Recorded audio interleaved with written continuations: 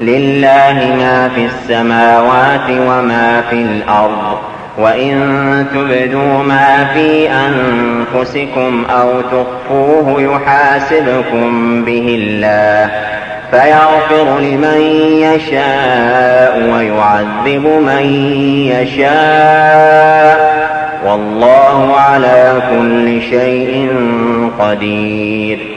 آمن الرسول بما أنزل إليه من ربه والمؤمنون كل آمن بالله وملائكته وكتبه ورسله لا نفرق بين أحد من رسله، وقالوا سمعنا وأطعنا غفرانك ربنا وإليك المصير.